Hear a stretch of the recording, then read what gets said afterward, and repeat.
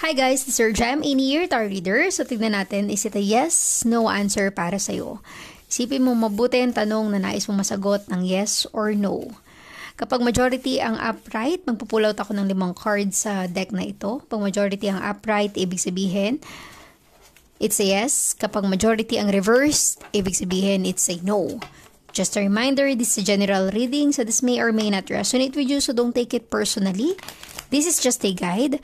This is also a timeless reading, so kung mapanood mo to sa ibang panahon at ibang pagkakataon, posibleng may purpose, may dahilan kung bakit napanood mo ang reading na ito. Okay, isipin mo mabuti ang tanong na nais mo masagot ng yes or no. Alamin natin. Magpupull out ako ng 5 cards sa deck na ito. Kapag majority ang upright, meaning to say, it's a yes. Kapag majority ang reverse, it's a no. Let us see your energy. Is it a yes or no para sa'yo? Okay, tingnan natin. 6 of Wands, reversed.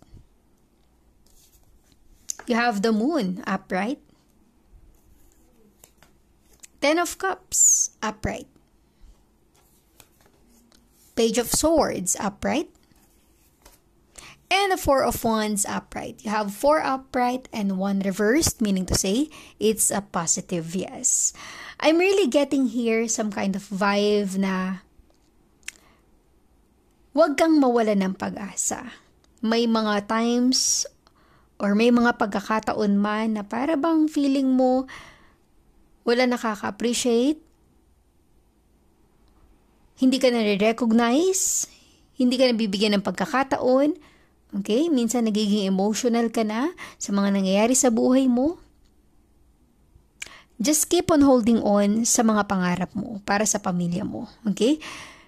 Ang gawin mong priority para maipagpatuloy mo kung ano yung nasimulan mo, para hindi ka bumitaw or mag-give up, para magkaroon ka pa rin ng pag-asa sa buhay, hope or chance, okay? Isipin mo kung sino yung priority mo at kanino mo nilalaan lahat ng effort mo para kanino ka lumalaban. Okay? So resonate as it is, guys. Please like, share, comment, and subscribe for more videos. Thank you for watching.